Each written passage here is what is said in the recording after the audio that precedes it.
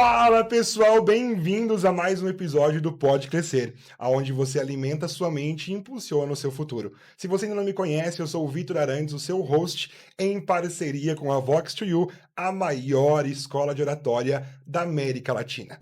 Hoje eu recebo um super convidado para esse episódio, ele que é formado em Direito, influenciador digital, empresário e muitas outras coisas que nós vamos descobrir nesse episódio. Bem-vindo, Henrique Fellini. Muito obrigado, pessoal. Que baita recepção, mas é só para alimentar a mente mesmo, né? Que não tem uma rapadura aqui pra gente comer. Depois, Louco, a maior da calma. América Latina tem um biscoito pra gente. É fazer o quê, né, gente? A oratória tá pesada aqui hoje. E aí, tudo bom? Tudo bem, muito bem-vindo a esse episódio, sem dúvida, vai ser um papo muito legal hoje.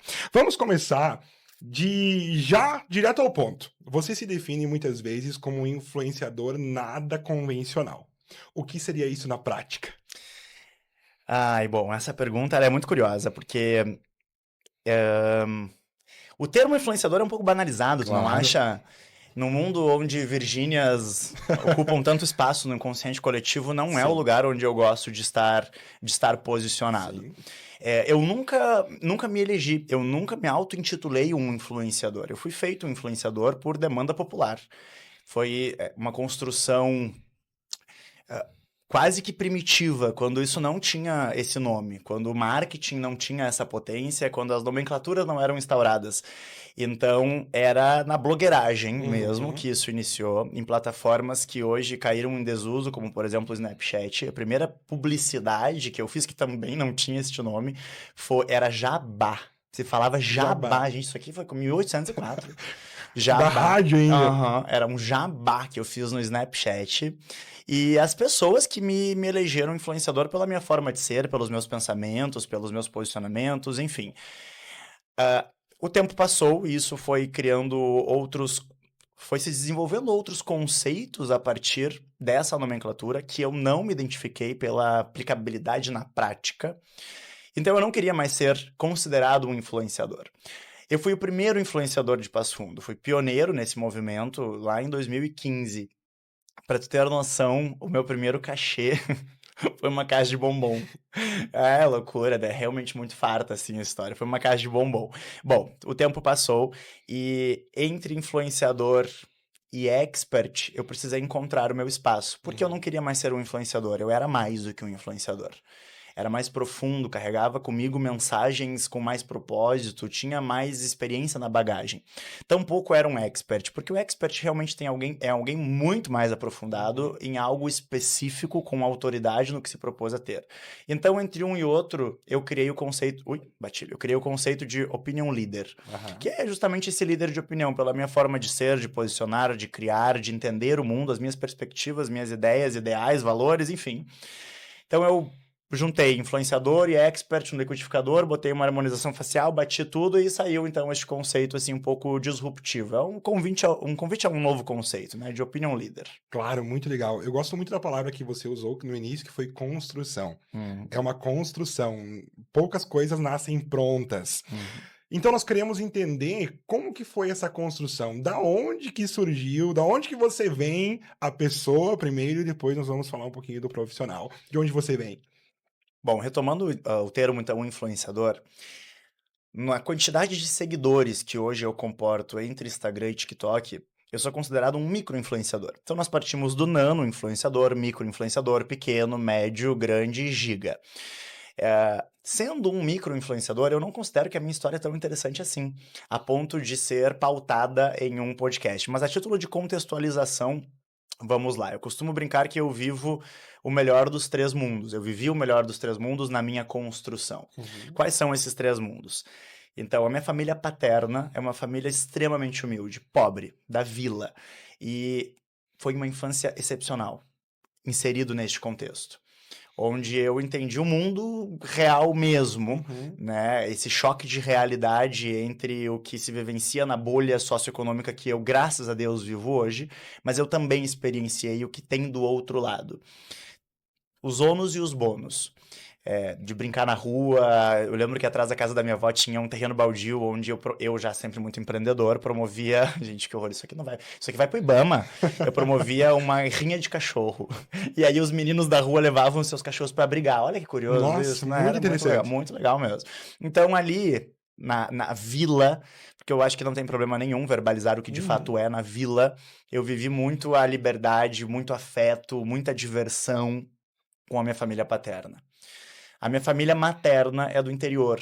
Uma família já muito mais próspera, nasci numa realidade mais abastada nesta seara, mas é a fartura e prosperidade do interior. O que que é? É salame e queijo Uhum. pendurado no teto o ano inteiro, é saca de soja, é assim que é mais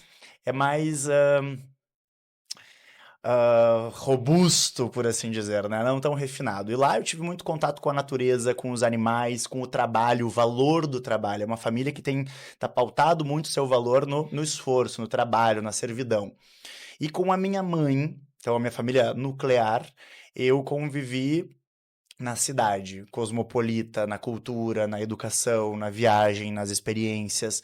Então isso me construiu uma pessoa rica, plural, né? É um portfólio aqui de vivências, de percepções que faz com que eu tenha um olhar mais amplo, mais macro sobre as coisas. E a partir de então foi se dando a construção. Eu sou super privilegiado. Eu nasci com todas as minhas, vamos lá, vamos pegar por teoria, sabe a pirâmide de Maslow Uhum. das necessidades básicas? Eu nasci com todas elas extremamente atendidas, de maneira que eu pude me concentrar no conforto e no luxo, de me desenvolver.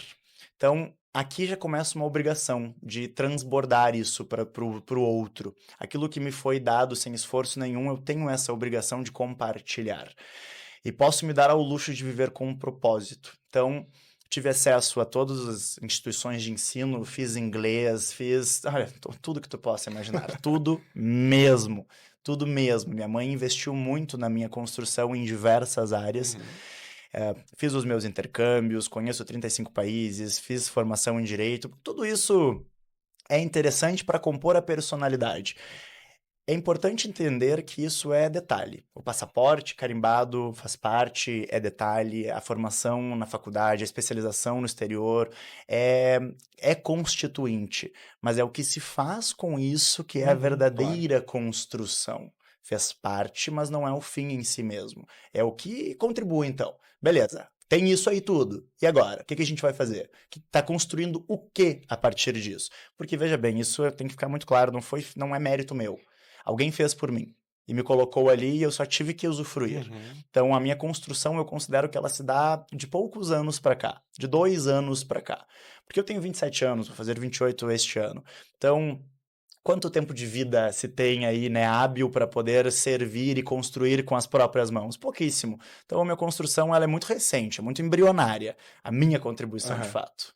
Show, legal. Eu acho muito importante esse conceito que você nos traz de transbordar na vida das pessoas.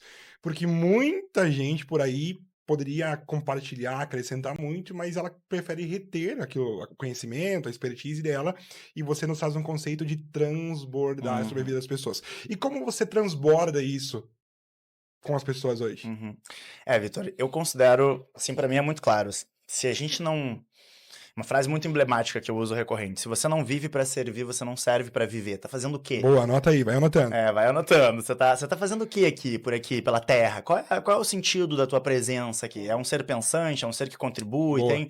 Porque aí tá o paradoxo. Quanto mais a gente serve, mais a gente é servido. E, poxa, eu sou muito servido. E muito bem servido. Então eu busco cada vez mais servir. De que maneira? Através do meu trabalho, que é a forma que eu encontrei. As atividades que eu desenvolvo dentro da minha empresa, que é o Grupo HF, é basicamente de paramentar as pessoas com ferramentas para que elas consigam comunicar o que elas têm de interessante, de valor Uhum. para o mundo. É, é como se fosse o primo pobre do que a Vox faz aqui, entende? Eu Aham. sou o primo pobre. A gente estica e puxa, dá um jeitinho e vamos lá pro digital. Vocês já não, é mais no âmago, né? É uma extensão de trabalho onde a pessoa vai se lapidando numa Claro. recorrência. Lá é mais a ferro e fogo, assim, vamos lá que a gente tem próximo horário aqui, hein? Dessa maneira. O que eu compreendo? Vamos lá. É um pouquinho extenso aqui essa Por minha fala favor. que eu vou trazer agora. As pessoas chegam até a minha mesa, Vitor, buscando por marketing. Essa é a referência, Tá. essa é a autoridade que se encontra lá. E eu entendo isso, é marketing, vamos lá, mas o que que é o marketing? O marketing é comunicar da porta para fora o que tem da porta para dentro. Então, para comunicar com assertividade, a gente precisa conhecer minimamente o que tem dentro do universo interior, que é um reflexo para o universo exterior. E eu, assim, não é raro pessoas que chegam até mim no limite do absurdo para evitar olhar para si mesmas. Então eu já entendi, beleza, é marketing, é venda, é posicionamento, é criação de conteúdo, mas o que que nós vamos posicionar então? O que que tu tem aqui para trazer à mesa, para servir para o mundo, para transbordar? Ah, eu tenho um produto coerente, eu tenho um preço adequado, é um serviço bacana, meu atendimento é diferenciado, mas poxa, isso é o mínimo. Isso é o mínimo, não é o mínimo que se espera hoje? Com o advento do digital, urbanizou demais a proposta, a oferta. A forma de consumir e produzir é completamente diferente. Então, a gente tem que refinar essa proposta, refinar essa venda, refinar essa entrega. Falar o mínimo não é um diferencial de mercado. Onde é que está o diferencial de mercado? Está na pessoa. O digital mudou muita coisa, menos uma, que é a sede por contato humano, a sede por conexão, é o quanto que você realmente agrega na vida do outro e como você faz isso, e principalmente aí mais por você, o porquê você está fazendo isso. Se o papo for dinheiro, não serve muito. O dinheiro, ele é muito importante, pelo amor de Deus. Essa nunca vai ser a minha narrativa. Eu amo dinheiro. Quanto mais, melhor. Mas ele tem que ser uma consequência da atividade que tu desenvolve. Bueno, então eu começo fazendo essa provocação, que é a minha contribuição do transbordar. E aí, o que que a gente tem aqui para trazer na mesa? Geralmente as pessoas não sabem me responder além disso que eu acabei de citar. Então eu começo contextualizando pela minha própria vivência. Que é, bom, vamos falar então do meu superpoder. O meu superpoder é fazer com que você se sinta especial. Mas de que maneira é esse sentir-se especial? Com bajulação, o que que é? Não, de forma alguma, porque isso é um engodo, e o engodo, ele pode não ser entendido, mas as pessoas não são burras, elas sentem que estão sendo enganadas, e estão sendo enganadas, isso não conecta, não relaciona e não se sustenta.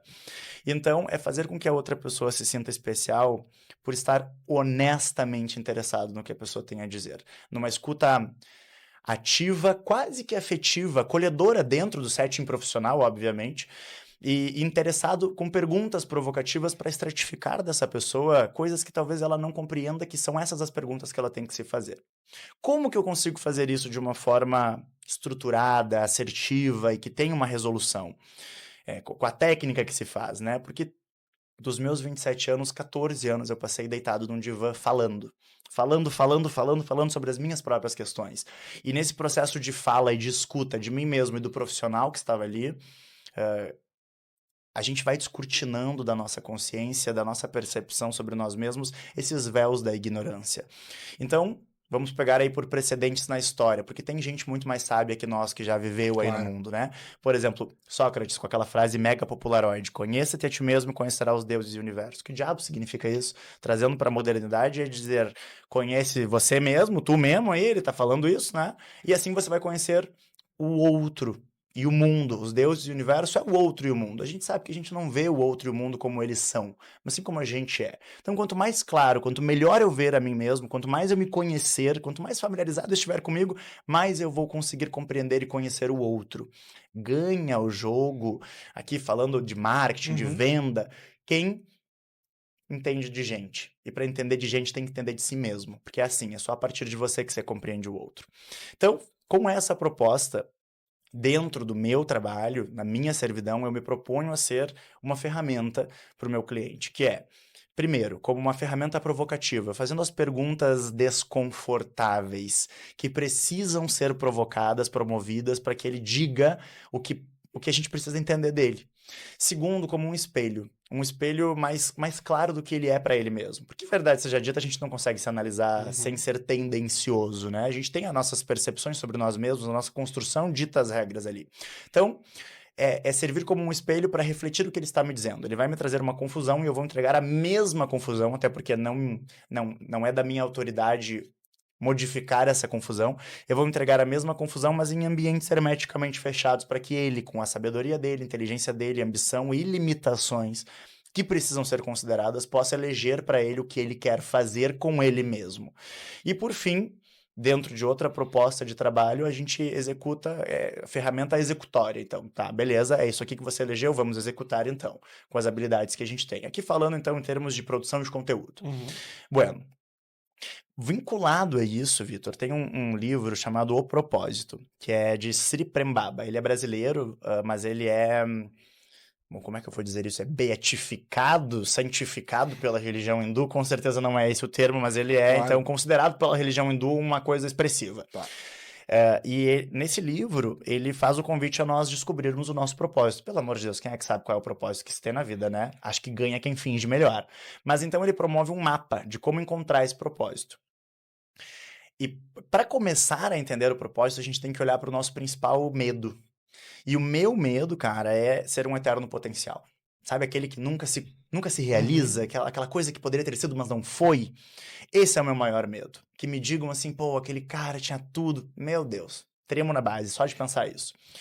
E geralmente, ele promove no livro essa reflexão que o nosso maior medo vem para tamponar, vem para mascarar a nossa dor principal, aquela dor mãe. É uma dor constituinte que nasce geralmente, via de regra, na primeira infância. Que é o quê? Quando a criança está em desenvolvimento, tudo é traumático. Por mais bem intencionados que os pais ou o ambiente que a criança esteja, a mera intenção de impor limites e direcionar essa criança vai gerar o trauma. Algumas coisas podem ser mais traumáticas do que outras. E diante do trauma, a criança sente uma dor tão grande que ela faz um pacto de vingança com ela mesma contra aquela dor, para nunca mais voltar a senti-la. E a minha dor, o que é? É que faltou para mim. Na minha infância, mesmo com tanta... Tu veja, né? Que loucura. Com tanta pluralidade, faltou. Faltou o quê? Meu pai morreu quando eu tinha 4 anos, então faltou esse pai presente que a criança não compreende. A criança não compreende por que estava ali e agora não está mais. Foi morar com o Papai do Céu, mas por que Papai do Céu, cuzão, é esse que tirou meu pai? Pô, ele não devia estar aqui. Então, esse senso de abandono, a minha mãe que sozinha buscou ser uma provedora e foi uma provedora ímpar, excepcional. Vitor, eu tive tudo. Eu não sei o que é passar vontade, necessidade, então menos ainda, né? Mas faltou presença, faltou um tempo mais de qualidade. Então, nessa falta, eu criei um avatar. A partir dessa falta, eu criei um avatar que é todo construído, foi todo construído para ser visto, para ser olhado, para ser ouvido, para ser validado. Então, isso que tu está fazendo comigo agora, de me olhar, me ouvir e fazer assim com a cabeça, tá me dando um orgasmo, tá me preenchendo de uma maneira, porque tá amansando aquele bicho selvagem lá de trás, sabe? E, bueno, deste avatar, dessa branding persona, então, que hoje tem nomenclaturas muito mais refinadas para isso, eu criei uma profissão, influenciador. Dessa profissão, uma carreira, dessa carreira, uma empresa, dessa empresa, então, dentro do ecossistema, a gente se propõe a servir ao outro para que sejamos um veículo de comunicação, para que ele comunique ao mundo o que ele tem para servir. Então, ser o palco, ser a vitrine, ser o veículo para ele. Dessa maneira que eu transbordo. É assim, compartilhando aquilo que eu tive acesso, que eu consegui me construir para o outro que, de repente, não teve tempo, não teve acesso, não teve informação, não teve capacidade, sei lá, né? Vai saber quais foram as dificuldades que teve na construção daquela pessoa. Mas então, esse é o meu transbordar. Muito bom. Meu Deus, que monólogo, Jesus Cristo, não aguento mais ouvir minha voz. Terminou já. Conteúdo de qualidade que vocês querem? Vai tomando. Eu gostei muito desse termo, líder de opinião, para substituir esse influenciador digital, mas basicamente, não sei se eu entendi, o teu trabalho hoje é posicionar marcas. Você pega uma pessoa e posiciona ela no mercado em geral. Marcas pessoais, especificamente. Show. Ela que faça o que ela quiser com a empresa dela. Entendi. Hoje, dentro dessa tua visão, obviamente, você não vai revelar os bastidores. Não revelo sim, que a minha vida é um livro aberto. Mas quais são os principais pilares para um posicionamento de sucesso hoje? Olha, que curioso. Pois essa é a palavra, posicionamento. Esse é o único pilar. Muito se fala sobre a produção de conteúdo. Tá. Porque ninguém quer conteúdo. O mundo não precisa de mais conteúdo, não mesmo. Quando a gente se propõe a criar conteúdo só pelo conteúdo, não somos nada além de uma fonte de conteudismo, de informação. Informação a gente encontra em outros lugares. Eu não preciso ir consultar em você. Eu posso consultar no Google, eu posso consultar em livros, em documentários, eu posso me dispor a fazer um curso, fazer uma faculdade. É ali onde está a informação. Sim. Quando eu consumo uma pessoa, eu quero entender quem ela é por trás daquele profissional. Quais são as bandeiras dela? qual é o posicionamento de vida dela, a postura que ela elegeu de vida enquanto ética e moral do seu profissional, da sua empresa, do seu produto, do seu serviço. Só assim, com posicionamento, com opinião, compartilhando aquilo que você tem de único, fazendo um mergulho profundo dentro de si mesmo e estratificando de lá os tesouros que cada um de nós tem, que são tesouros únicos, porque cada ser humano é um universo, né? Único, singular, carrega em si o potencial assim, de transformar o mundo, ou pelo menos o seu mundo, que já está de bom tamanho. Nessa altura do campeonato, querer mudar o mundo é muita mão, né? Sim. Mas o nosso mundo, então, já está de bom tamanho. E, inclusive, tem um filósofo que fala, Cícero, acho que era o nome dele, ele falava, cada ser humano que morre me torna mais pobre. Porque justamente cada ser humano é um universo. Então, claro, eu perdi a oportunidade de me educar, de conhecer aquele universo, aquela forma de ver o mundo. É isso que verdadeiramente conta. Esse é o posicionamento. Então, esse é o único pilar. Mas olha, não querendo te cortar, abrindo um parênteses aqui. Olha que interessante que você está nos dizendo. Para mim posicionar minha marca pessoal, primeiro eu preciso me posicionar. O profissional que ficar em cima do muro hoje nunca vai conseguir se posicionar no mercado. Nunca. Ele vai ter que ter os seus sims e os seus nãos muito bem claros. Isso, porque quando a gente se posiciona, e aí vem a grande dificuldade. Quando você se posiciona, imediatamente gera uma polaridade. Sim. Você afasta as pessoas que não estão em comunhão com você e atrai aquelas que estão em consonância com o que tu está posicionando, com o que tu vivencia. As pessoas têm muito medo, é natural do ser humano, porque o ser humano intrinsecamente quer pertencer, quer ter o senso de pertencimento. E para entender de marketing tem que entender disso, de filosofia, de sociologia, de psicologia, tem que entender os bastidores do indivíduo para poder então estar na plateia, no palco da sociedade, vendendo para a plateia, digamos assim. Ai, que baita analogia, anota essa aí para mim, tá? Para não perder isso aqui, isso aí dá conteúdo. Bom, como eu ia dizendo, que loucura que já me perdi aqui. Qual foi a tua pergunta, Vitor? A minha pergunta foi: a pessoa tem que ter muito bem claro os seus sims e os seus nãos. Maravilha. Para ter esse posicionamento, ela precisa compreender que ela vai ser rejeitada. Isso. Ela vai ser rejeitada por alguém, ela vai ser julgada por alguém, ela vai ser ridicularizada por alguém, e aí vai da inteligência dela de querer olhar para isso ou de olhar para aquelas pessoas que estão em comunhão com ela. Claro. Eu prefiro olhar para que estão em concordância e valorizá-las e qualificá-las e aumentar aquela parcela de pessoas. É aquela história, quem quer comunicar com todos acaba comunicando com ninguém. Não comunica. Porque pobre fala de um jeito, rico de outro, gente velha de um jeito, jovem de outro, mulher de um jeito, homem de outro. E a gente tem que eleger o nosso público-alvo. Tem que entender como que aquelas pessoas se comunicam e comunicar de uma forma semelhante. E nós temos aí diversos hot topics de posicionamento que são onde o perigo mora. Política, religião, claro, sexualidade. Não que você tenha que promover uma militância constante, de forma alguma, mas hoje são pilares constituintes da sociedade, da comunidade onde a gente está instaurado, e quanto mais a gente deixar claro qual é a nossa postura, mais a gente vai atrair o público que a gente almeja. E aqui, sem juízo de valor, é meramente uma estratégia. Utilize a estratégia a teu favor. Se você é essa pessoa, utilize isso que você tem a teu favor. Seja para um público ou para outro público. A polarização está aí. E não é você individualmente que vai desmantelá-la. Surfa a onda do sistema. É esse o sistema. Boa, muito bom, muito bom. Essa tua visão sobre exatamente ser você mesmo no digital e converse com quem você tem. Mais ou menos. Então, não é exatamente por favor, ser explique. Você mesmo. Eu acho que ser você mesmo é uma desculpa de galera que não quer muito se movimentar. Tá. Sim, tem que ser você. Foi isso que eu disse, né? De buscar em você, visceralmente, na tua essência, o que é que você tem para compartilhar com o mundo, mas tem que ser um ser você mesmo intencional. Boa. Não nu e cru. Porque o ser você mesmo nu e cru não vende só pra tua mãe. Tem que ser você mesmo intencional. A tua melhor versão. Um ângulo melhor. Por exemplo, essa câmera me estrambelhou aqui, porque esse não é o meu melhor ângulo. Tem um melasma aqui que acaba com a minha autoestima, como eu falei antes, mas agora estamos aqui. Tem que moldar. Tem que lapidar a tua essência para que ela seja um produto vendável, para que as pessoas queiram consumir isso, para que elas queiram pertencer ao teu conceito. E é assim que funciona. Não dá para deixar correr a revelia, achando que a tua forma de ser irá agradar quem quer que seja, e não vai. As pessoas têm severas dificuldades de validar a si mesmas, de agradar a si mesmas, vão se agradar contigo, elas não têm isso para dar para si, vão dar para você?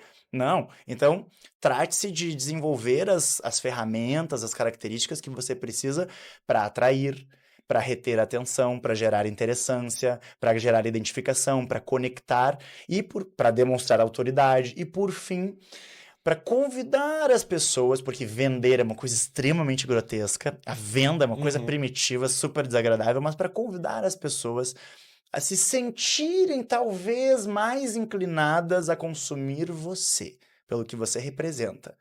Então é a autenticidade intencional. Tá, e anota essa também, que saiu boa essa, gente. Autenticidade intencional. Vou criar uma coisa assim, hein? Vou criar uma coisa assim. É isso. Boa. Então, basicamente, vamos retomando alguns pontos interessantes de todas essas tuas falas.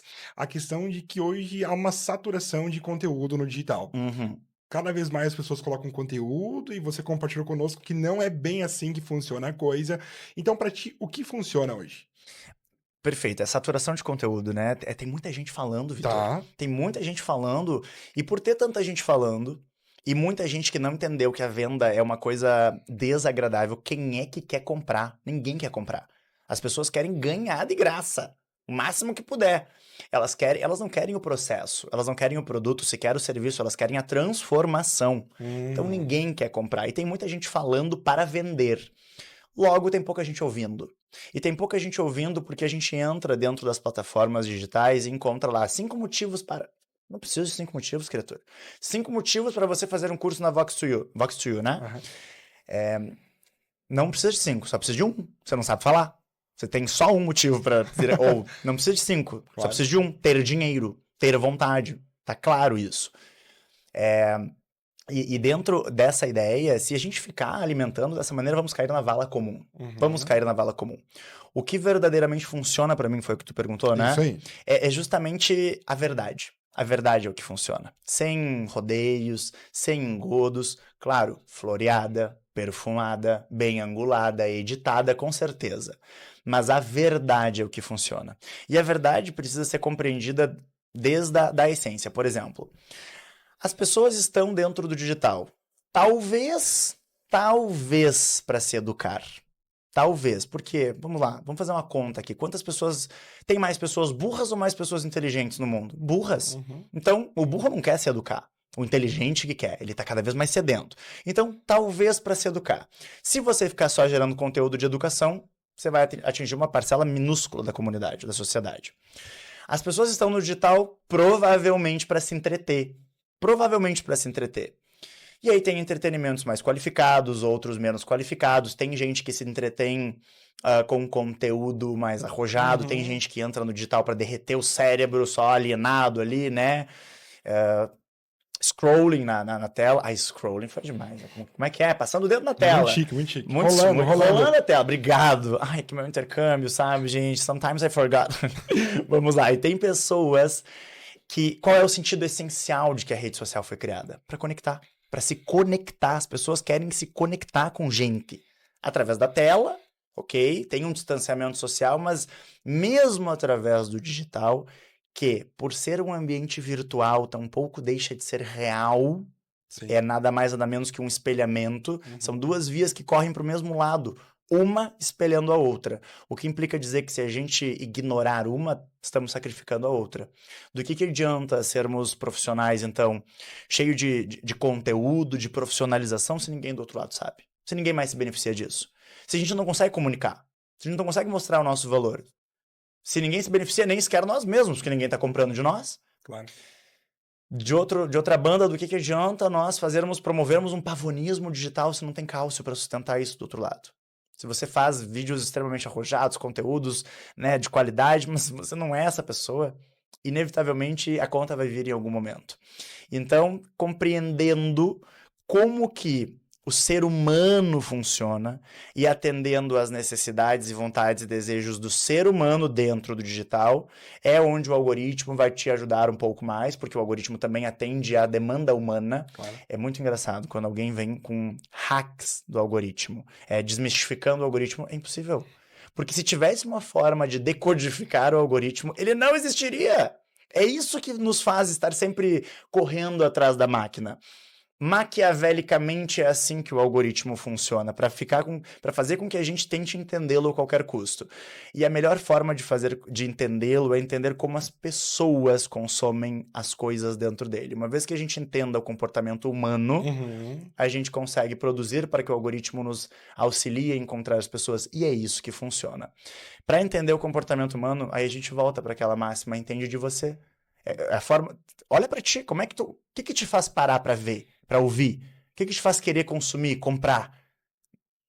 É isso basicamente que faz as outras pessoas também. As pessoas são diferentes, mas na essência o ser humano é tudo igual. É tudo igual. Todo mundo tem seus medos, suas paixões, seus anseios, seus amores, se movimenta para ou pró alguma coisa, e a gente tem que entender isso e atender a essa demanda e pronto. É isso que funciona. Show.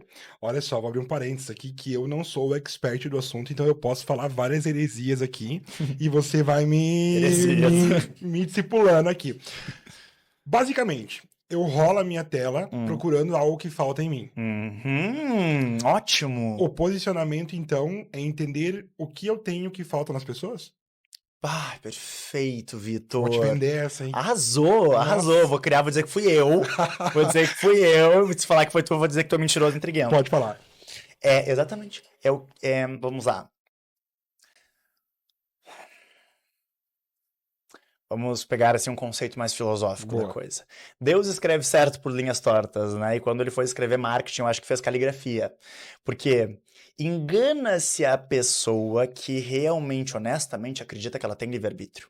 Tudo que ela consome, come, pensa, vê, veste, sente, foi pensado por alguém que entende de marketing, para que ela intencionalmente vivenciasse aquilo, experienciasse aquilo. Quando a gente não se interessa por marketing ou sequer busca entendê-lo, a gente está sentenciando o nosso negócio à morte, com certeza, e está vestindo com orgulho a camiseta de eu sou massa de manobra. É por aí. O digital mudou muita coisa, como eu disse, menos a forma com que as pessoas se relacionam. As pessoas todos os dias compram suas inseguranças, comem os seus medos, vestem as suas qualidades e desejam mais e mais a todo momento. O conceito do marketing, que o marketing é uma ciência muito nova. A pessoa que criou o termo marketing, que eu insisto em esquecer o nome dele, tá vivo. Ele continua vivo até hoje. Tem já nos seus 90 anos, mas está vivo. Solucionar as demandas das pessoas, gerando lucro em um relacionamento de longo prazo. É alguma coisa por aí. Eu já diria que marketing é entender de gente. Como eu falei, entender desses pilares de filosofia, sociologia, psicologia. Quando a gente entende isso, entende o que falta na outra pessoa, tu só tem que atender a essa demanda. É isso que tu vende, é o que falta na outra pessoa. E aí temos uma pluralidade de coisas que faltam na outra pessoa. Por exemplo, alguém que não entende de direito e pelas relações interpessoais da sociedade litigou com outra pessoa, vai precisar de um advogado. Então, se você entender o que de fato falta, mas que não é a jurisdição que falta na outra pessoa, porque isso ela tem acesso. Ela tem acesso de qualquer maneira. O que falta é o amparo. O que falta é o acolhimento, é a segurança. O que falta é a guiança que um advogado coerente consegue servir a ela. É a resolução, a transformação, porque ninguém quer advogado. Ninguém gosta de advogado. Tem coisa pior do que tu precisar contratar um advogado, é porque alguma coisa deu errado. Claro. Mas já que tu vai contratar, que contrate alguém que realmente preenche aquilo que te falta. E aí a gente vai puxando pelo fio do novelo, encontra que é o problema com a mãe, com o pai, é sempre a culpa dos pais. Mas aí isso é papo para um setting terapêutico, não aqui pro nosso podcast. Muito bom. Que visão extraordinária e que aula. Tá vendo que não é pouca coisa, né? Não, é muita coisa. Olha só, hoje você tem uma empresa especializada nisso. Você é o diretor criativo da tua empresa? Sim.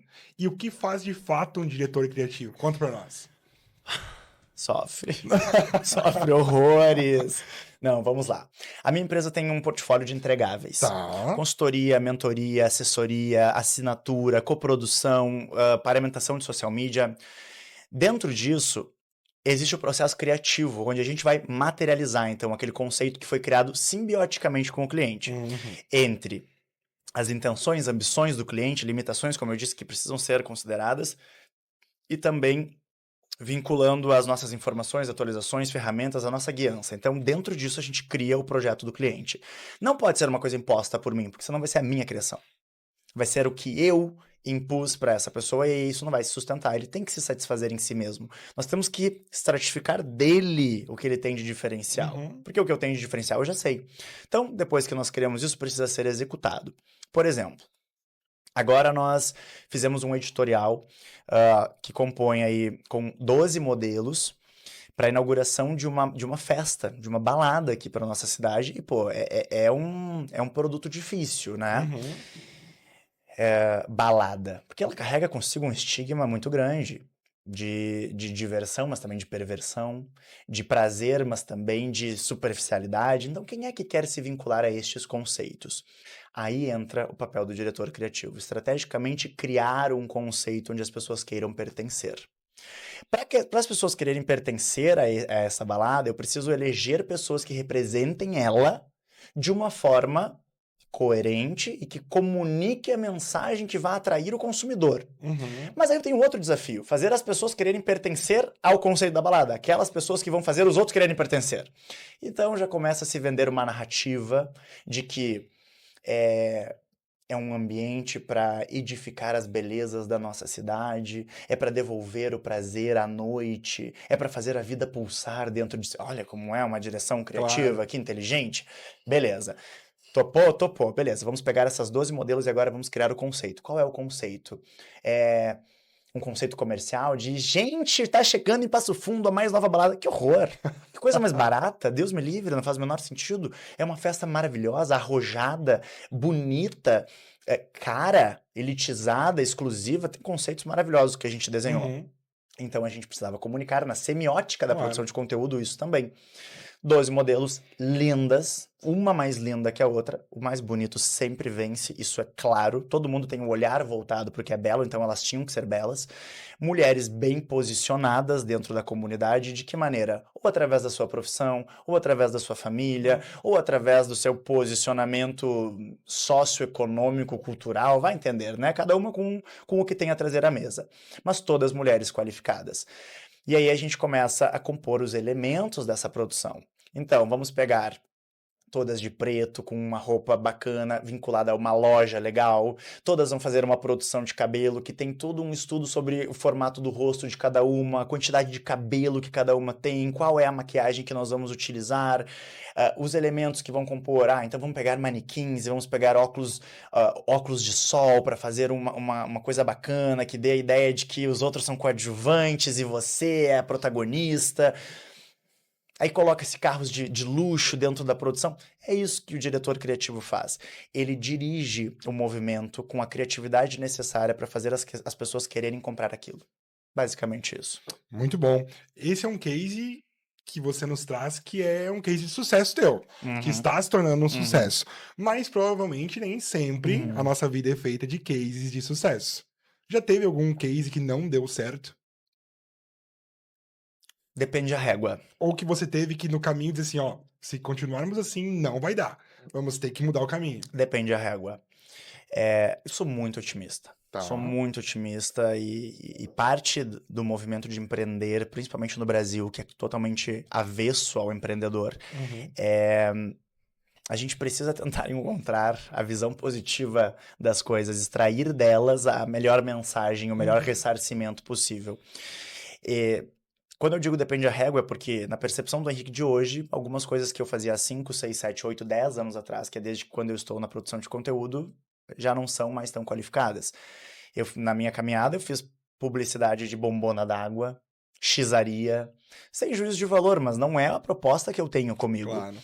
De massagem, de pizza, mas tudo foi muito gratificante, tudo foi aprendizado, tudo me deu dinheiro, tudo me deu espaço, tempo e insumo para me desenvolver, para que hoje eu possa fazer um case como esse, que envolve aí envolve mais de 10 marcas, num valor bem grande, que eu cobrei do meu cliente, que o meu cliente ele já sabe, é uma coisa meio Tramontina, ele já chega com a faca, assim, ó, pode enfiar. Ele sabe que eu sou caro, então tudo isso foi constituinte para esse processo. Já houve alguns momentos onde o desânimo venceu. Ou porque as estratégias não funcionaram, ou porque as estratégias eram boas, mas os recursos eram poucos. Mas nada que tenha sido marcado como insucesso. Não, foi sucesso em alguma medida. É por aí. Certo, entendi perfeitamente. Olha só. Me esquivei bem, né? Não, Muito bem. o cancelamento, vamos evitá-lo. Olha só, você nos trouxe alguns conceitos aqui sobre a questão do posicionamento, sobre a questão que as pessoas compram o que é belo, que as pessoas, nós temos que colocar a verdade, uma verdade frufruzada, de certa forma. Mas pra ti, qual é o maior erro hoje que as pessoas cometem ao querer se posicionar no digital? Querer ser quem elas não são, pode ser um, mas qual é o principal erro de quem tá começando agora a se posicionar? Por favor, não cometa esse erro. Ai, meu Deus, são tantos! Tem Pode que ser ser mais de um, um. não, pode ser quando vocês acharem. Ok. Não ter constância. Tá. Ter pressa. Vamos colocar ter pressa. Que é, quando se tem pressa, tira-se... Deixa eu só tomar minha aguinha aqui. Os bastidores estão maravilhosos. Ter pressa acaba tirando de cena três elementos que são importantíssimos, que é a constância, a quantidade e a qualidade. Peraí, vamos repetir. Constância, qualidade e a quantidade. Por quê? Nessa corrida pela atenção, muita gente falando, ganha quem fala mais alto. E para falar mais alto, tu tem que ter quantidade, tem que se diluir isso na constância, não pode ter quantidade só de um determinado momento. Eu vou produzir um monte essa semana, e a próxima? Tu por acaso lembra que tu consumiu na semana passada? Não, na repetição é que se ganha. E a qualidade vai se construindo, vai se refinando, tu não pode eleger uma régua muito alta para tua qualidade no primeiro vídeo que tu fizer, na primeira criação de conteúdo, porque ela vai ser horrível. Depois ela vai ficar só ruim, depois ela vai ficar só mais ou menos, e aí ela vai se melhorando com o tempo. Esses três pilares são muito importantes, então a pressa não é bacana, tem que ter paciência. Eu diria que não atender a demanda social, assim, não surfar a onda do que está a teu favor também é um péssimo erro. Por exemplo, se o tópico é sei lá, o Oscar, utiliza isso a teu favor. Tem uma forma de tu vincular isso. Se eu sou uma cabeleireira, como é que eu vou vincular? Pô, a Demi Moore tem mais de 60 anos, tá com cabelo gigantesco, será que isso é legal? Isso não é legal? Não sei. Críticas. Tece ali, vincula aquilo com o teu segmento. E sempre dá. Sempre dá. E esse é o olhar do criador de conteúdo, é entender que tudo é conteúdo. É entender que tudo é conteúdo. Pessoas que buscam por ser criativas o tempo todo. Erro grotesco, dantesco. Por quê? Criatividade é um bicho selvagem, não tem como domesticar. Ela vem sem mandar recado e vai embora também sem mandar recado. Tu consegue sim estimulá-la, tu consegue sim, né, promover um ambiente legal para ela querer vir, que é consumindo conteúdo, ou ócio criativo, dançando, cantando, tantas são as ferramentas. Mas é preciso considerar a diferença entre criatividade e autenticidade. A criatividade é pontual. A autenticidade é atemporal. Ela permanece, ela sempre esteve ali, está e sempre estará. Porque ela diz respeito a você. Basta acessá-la. Como acessá-la? Produzindo conteúdo. Quanto mais tu produzir, mais tu vai lapidando aquilo à tua maneira. À tua maneira. Se na natureza nada se cria, tudo se transforma, na internet nada se cria, tudo se melhora e se submete à sua própria realidade. E essa é a autenticidade. Agora, tem uma diferença entre a autenticidade sem estratégia, que é arte, e no Brasil arte não vende, infelizmente, e estratégia e autenticidade com estratégia, que é marketing. E aí o marketing é o que vende. Então, querer ser criativo, também esperar que a sua vida seja interessante. Que vida que é interessante, gente. Que vida que é interessante.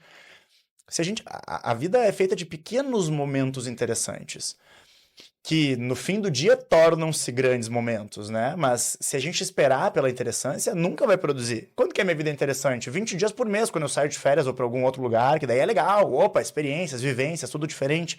Mas via de regra, o meu dia a dia é acordar, tomar banho, me alimentar, trabalhar, me exercitar, tomar banho, me alimentar e dormir. O quão interessante pode ser isso? Zero. A vida não é interessante. Agora, o que eu penso, sinto, falo, entendo, isso é interessante. Você pode ser interessante, porque aí tem que considerar que o que é ordinário para ti, para o outro é extraordinário. Claro. Essa é a ideia. Que é o que o outro não tem e você tem, é que é extraordinário. Por exemplo, eu tenho 1,94 m. Cada vez que alguém me conhece pela primeira vez, pessoalmente, fala: meu Deus, como tu é alto. Mentira, não acredito, jura? Não percebi isso. Claro, para mim é ordinário, mas para o outro é extraordinário. Então, são esses alguns erros, assim, capitais que podem minar completamente a ideia do posicionamento. E o ter medo, né? Ter a vergonha. Sim. O medo, ele é inerente do ser humano. Ele é instintivo para preservação da espécie, ele tá aí, introjetado. Agora, o que também é natural do ser humano é coragem, ambição, força, potência, colaboração. Então, vencer o medo, que é apocalíptico, ele é irreal, ele está na nossa cabeça, que é o medo do cancelamento, do julgamento, da ridicularização. Ok, beleza, mas o que de pior pode acontecer? O cancelamento só funciona se você parar. Se você não parar, ele não cancelou. Tá tudo certo. Então, o medo de expor, o medo de comunicar, porque existe uma diferença entre se expor e se posicionar. A exposição, ela acontece sem querer. Tu errou. Putz, expôs alguma coisa, sangrou no oceano cheio de tubarões, por assim dizer. O posicionamento, ele é intencional. Você expôs algo intencionalmente, com estratégia, porque você quer chegar em algum lugar, fazendo escolhas inteligentes. Então, eu poderia listar uma lista bem comprida. Não, mas já ajudou bastante. Deu pra elucidar, né? Já ajudou bastante. Hoje o que você faz no digital e na vida em si é 100% intencional. Nós já percebemos isso. Ai, nem sempre, mas daí eu finjo. Porque esse é o poder do digital. A gente consegue manipular o negócio. Daí eu finjo que é intencional, vai, a pessoa entende. Ai, que legal o que ele fez. A pessoa, é verdade. Foi tudo pensado, milimetricamente calculado. E você também nos disse que é praticamente impossível você estar inspirado 100% do teu tempo. Uhum. E onde que você, Henrique, busca a tua inspiração? Quer a verdade ou a resposta comercial? Não, a verdade, nua e crua. Ok, tu que falou. Deus. Eu não compreendo, por não conhecer uma pessoa de sucesso, na vida real ou na bibliografia, que não esteja calçada, não tenha estado calçada na sua espiritualidade. Boa. Não conheço, não entendo como alguém consegue se guiar na vida. E aqui eu não tô falando de religião, pelo amor de Deus, a religião é meramente um veículo, sirva-se do que quiser, do que fizer sentido ou sentir pra ti. Mas eu busco em Deus, no silêncio dentro de mim, porque a minha cabeça fala muito. O mundo tem muito estímulo, a minha cabeça não para em nenhum momento. Então, quando eu silencio, é uma coisa louca, Vitor. Parece que Deus faz downloads na minha cabeça. E ali vem uma inspiração disruptiva. E ali vem a grande mensagem. E ali vem uma mega ideia. Então, é no contato com Deus, que daí eu busco de várias formas. Eu vou numa missa, vou num reiki, vou num retiro de yoga, vou consagrar uma ayahuasca, vou passar o final de semana na minha fazenda, vou ler um livro, vou rezar, vou meditar, vou, sei lá. Uma coisa assim, entendeu? Pra gente se conectar com o divino dentro de nós e é nisso, é uma criatividade, é uma inspiração divina. Porque eu entendo que a autenticidade, ela é divina. Ela é da tua centelha única, autêntica, exclusiva tua, e ela foi muito bem pensada. Não pense que... Uma coisa que eu gosto sempre, que me chama para a humildade, que o meu ego narcísico às vezes insiste em esquecer, nada disso é meu. Nada disso é meu. Eu tive acessos. Foi-me dado ferramentas. Eu tive privilégios. Então, eu preciso servir, e quanto mais eu sirvo, mais isso é desenvolvido. Se eu parar de servir na hora, aquilo cessa. Que daí não tem sentido. Não tem sentido de ser. Então, eu busco, na essência, buscando pelo fio do novelo. Se eu for chegar na ponta disso, não tem nada. E o nada, o vazio, é divino. É ali onde é a minha inspiração. Muito bom. Você falou em vários momentos aqui sobre o servir. E você trabalha com o sucesso das pessoas. Não é tão bom trabalhar com o sucesso, porque as pessoas vão até você porque elas buscam o sucesso. E sucesso é relativo, cada um tem a sua visão do que é sucesso para si e tá tudo certo. Mas o que te motiva a ajudar essas pessoas? O que me motiva a ajudar Porque assim, as você falou muito em pessoas? serviço, mas você também falou que ama muito dinheiro.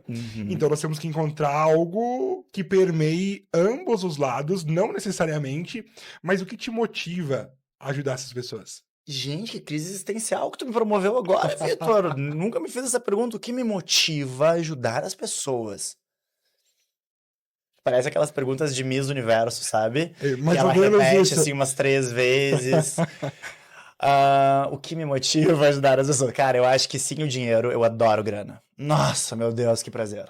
Eu amo dinheiro. Pra mim, dinheiro é a materialização da servidão. Quanto Uhum. mais sirvo, mais dinheiro tem na minha conta bancária. É uma loucura. Me motiva, cara, as vivências que eu consigo experienciar através disso, porque o meu trabalho é extremamente plural. Eu conheço coisas, eu tenho acesso a coisas e pessoas e perspectivas e mentalidades e ambientes que eu jamais teria se eu não fizesse isso. Às vezes é numa fábrica de som automotivo que vende para 55 países e fatura 380 milhões. Volta e meia é no consultório de um cirurgião plástico, onde eu acompanho ele para fazer as cirurgias e vejo uma pessoa aberta na minha frente. Em outro momento é nos bastidores de uma farmácia de manipulação com 8 filiais espalhadas pelo Rio Grande do Sul. Em outro momento é dentro de uma fábrica de cano PVC que vende para 15 países, está aberta há mais tempo do que eu estou vivo e fatura 6 bilhões por ano. É uma pluralidade que eu tenho muita sede. Eu tenho muita sede, eu tenho muita curiosidade, eu gosto muito do que o mundo tem a oferecer e o mundo tem muito a oferecer. A vida é um buffet cheio de pratos aí pra gente se alimentar e eu vou pela entrada, o prato principal, a sobremesa, o tira-gosto, eu vou por tudo. Eu acho que é isso que me motiva. O quanto isso me constrói uma pessoa plural. Eu gosto disso. Muito bom. Ótima Foi boa a resposta. resposta, né? Não, é que você Ah, teve que tempo bom. de Ufa. pensar ali, você ficou. Não. Dá pra Não, cortar aquela parte não. que eu me achei meio burro naquela parte, assim, tentando... Pois é, Se né? mostrou vulnerável, não, por favor. Droga. Mas assim, falando um pouquinho dessa vulnerabilidade que ninguém gosta de dizer que tem, você está exposto numa vitrine, de certa forma. Quem está exposto é criticado. Ponto final. Como que você lida hoje com as críticas que fazem pro teu trabalho, pra você pessoa, que é um combo, né, de informações. É difícil dessimbiotizaram. Aham. Tem que ter muita maturidade de separar o artista da arte, sabe? E tá tudo bem. Como é que eu vou cobrar das pessoas percepção, consciência de uma galera que não entende qual é o impacto do dólar na sua vida? Ah, vou eu levantar essa caminhada, Deus me livre. E eu reconheço isso com muita tranquilidade. Eu sou o objeto ideal para ser detestado. Eu sou gay, o meu posicionamento político é contraintuitivo, eu sou bonito, eu sou alto, eu amo o que eu faço, eu sou realizado com o que eu faço, os meus amigos são bacanas, eu tenho um monte de experiência legal, meu Deus do céu. Na perspectiva de uma mente saudável, isso gera admiração. Agora, quantas mentes são saudáveis? Na perspectiva de uma mente não saudável, isso gera inveja, gera rancor, ressentimento, porque eu sou a lembrança viva em movimento do que a pessoa não logrou êxito em se tornar. Não fez por ela. E aí só me cabe ter compaixão. Faz parte. Mas nem sempre eu tive essa percepção. Já foi horrível. Nossa, chorar no banheiro. Horrível, horrível mesmo. Então, nesse processo de maturação, como eu tô posicionado no digital, criando conteúdo, me comunicando há mais de 10 anos, eu já fui muito criticado e muito elogiado. Mais elogiado do que criticado. Senão eu já teria entendido o recado e parado por ali. Fato é que a crítica me levava pro inferno e o elogio pro céu. Eu ficava refém disso. Era uma gangorra insuportável. Nessa de ser um filho da puta, eventualmente, ou ser um alecrim dourado em outros momentos, eu entendi que eu não era nenhum nem outro. Então eu tinha duas opções. Ou eu parava, pra não mais ficar naquela, ou eu me calçava em mim mesmo. Eu achei mais interessante me calçar em mim mesmo porque eu gostava do que eu fazia. Nessa construção, que daí vão diversas ferramentas, por exemplo, processo terapêutico. Eu entendi quem eu era, entendi a minha proposta, eu conheço os meus defeitos, sei dos meus demônios, já me perdoei há muito tempo, já entrei em termos com os meus pecados, tá tudo certo. Claro que uma crítica não é tão agradável assim, mas hoje eu aprendi a observar de onde vem esta crítica. Se ela é uma crítica qualificada, de alguém que eu admiro, de alguém que eu ambiciono ser, de alguém que é autoridade naquilo que criticou, opa, alerta. Alerta, vamos ver se isso aqui tem fundamento. Bem como o elogio. Quando eu recebo o elogio, pô, também gosto, que legal. Mas da onde tá vindo esse elogio? para que eu não caia nesse vampirismo da bajulação. Da onde tá vindo? Tá vindo de uma pessoa que é edificante, de uma pessoa que eu admiro, ou ela vem de alguém que é antagônico ao que eu ambiciono? Então, se tem um elogio daquilo, tô no lugar errado. Dentro dessa, eu estabeleci um padrão. Antes era assim. Agora é algo mais fluido, mais natural. Então, é assim que eu lido com a crítica. E, honestamente, Vitor, não dá tempo de parar para prestar muita atenção. Tem muita coisa para fazer. Claro. Eu me propus a fazer muita coisa. Então, se eu for parar para ouvir todas as críticas, eu vou ter que abrir um saque para a pessoa depositar ali, né, a sua crítica, e depois, num momento, eu paro para ler, para ouvir. Tipo, deposite aqui a sua crítica e vamos ver depois o que a gente pode fazer com isso. Por enquanto, eu vou me construindo quem eu sou. Pô, eu tenho 27 anos, é a minha idade de errar. Me deixa em paz. Me deixa em paz, eu quero errar um monte agora. Exatamente isso. Me dê meu tempo, por Me favor. dá o meu tempo, garota. Muito legal ver de onde está vindo a crítica, mas também ver de onde está vindo o elogio.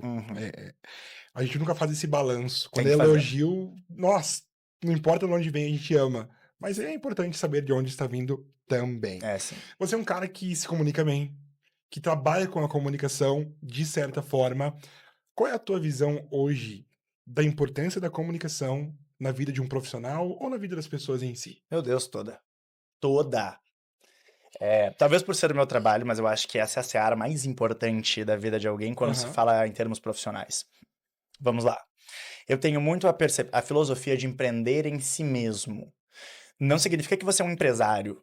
Você pode ser, inclusive, uma pessoa, um concursado público.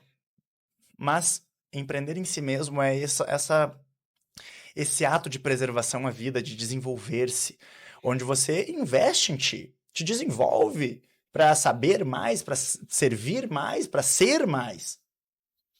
Nessa medida, quando a gente empreende, tem setorizações. Todo empreendedor sabe que uma empresa, e você pode ser a sua própria empresa, tem setorizações.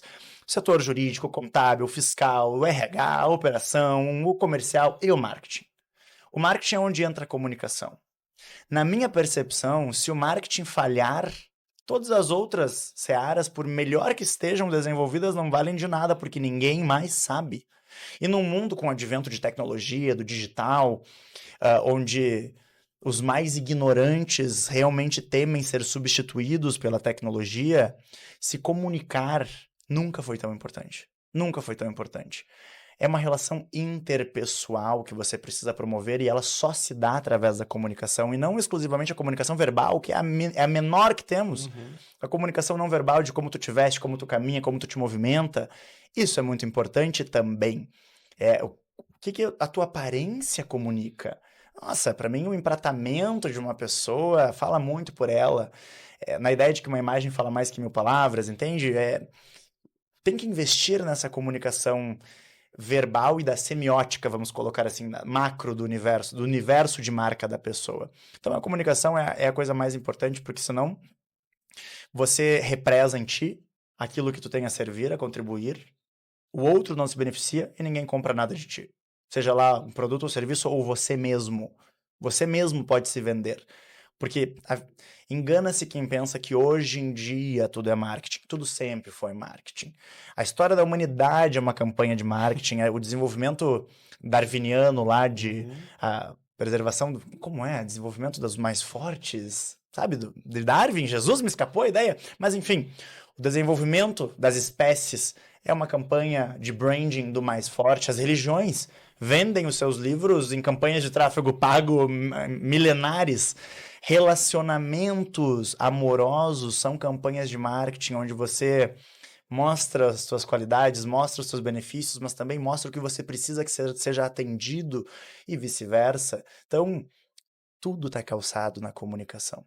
Tudo parte, a comunicação é o começo, o meio e o fim de tudo. Muito bom, que visão extraordinária sobre comunicação. Você é um amante das viagens, sem dúvida. 35 países na conta.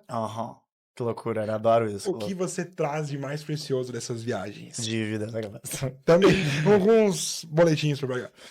Vitor, caramba, foram tantas vivências. Nossa, de praias na Austrália, a escalar montanhas em Zakopane, de ruas de Amsterdã, passeios de trem em Zurique, de cocaína em Bratislava, maconha na Argentina, sei lá, né, dos prazeres do Rio aos amores da Espanha, muita coisa. De brasileiro nato e apaixonado, patriota raiz, a descobridora e viajante dos 7 mares. Eu acabei percebendo que quanto mais a gente se dispõe ao novo, quanto mais a gente abre espaço para o novo, promovendo assim uma reciclagem interna, fazendo com que a gente não se torne uma versão sucateada de quem nós somos, e nos deparando com novas culturas, religiões, culinárias, climas, pessoas, idiomas, a gente se depara com novas facetas de nós mesmos que na nossa cidade, no nosso ecossistema, nós dificilmente descobriríamos. Coisas que a gente jamais imaginou ser possível. Eu entendi que a ignorância não se desmantela na sala de aula, mas sim nas ruas de um país desconhecido, que é você tá vendo pela primeira vez. E nessa de se descobrir uma pessoa nova, a cada nova experiência, é que eu percebi que eu me tornei maior do que qualquer país que eu tenha visitado. Ai, que lindo isso! Então, Poético. eu trouxe de cada país muito mais do que esse do souvenir, que de Claro. cada um eu trouxe alguma coisa, né? Que é uma xícara. Estive na Áustria e lembrei de você. Mentira, lembrei de ninguém. Eu trouxe um novo eu. Eu trouxe um novo eu de cada país. Cada carimbo, uma nova skin. Muito bom.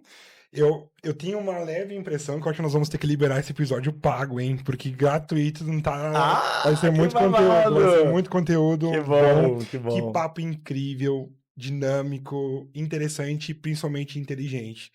Eu gosto muito de ir para a reta final dos episódios com a mesma pergunta para todos. Cada um. Deixa uma mensagem. Ai, nos- não me diga que é não isso. é, não Ai, é. graças a Deus, porque eu nunca sei. Daí esqueci tudo. Esqueci, tipo assim, pensa numa música aí. Gente, não sei mais nada.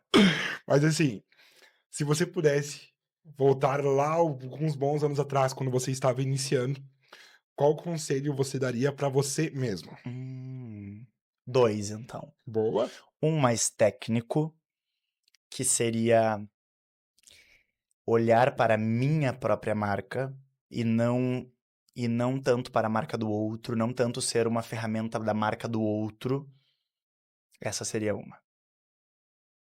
E a segunda é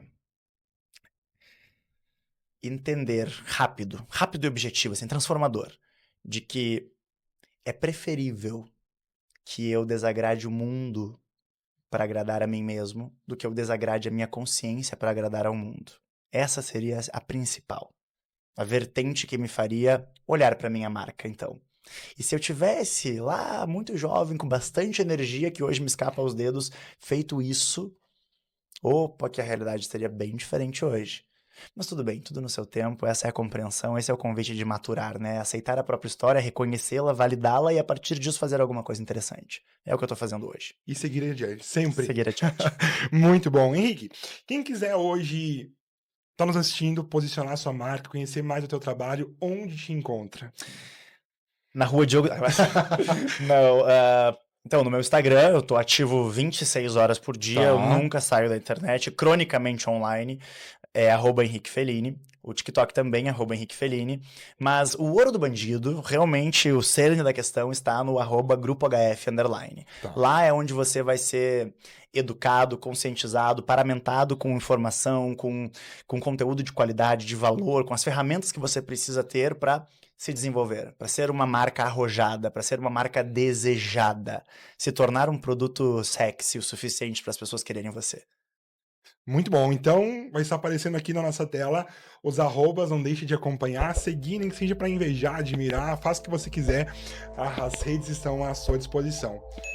Um beijo no teu coração, muito obrigado pela tua audiência, não esquece de se inscrever, @Pode Crescer Podcast, porque toda semana tem muito conteúdo e muita gente de qualidade. Henrique, teu tempo é precioso, muito obrigado pela tua presença, obrigado por contribuir tanto conosco. Eu que agradeço, muito obrigado mesmo, foi maravilhoso. Um beijão, pessoal, até o próximo episódio.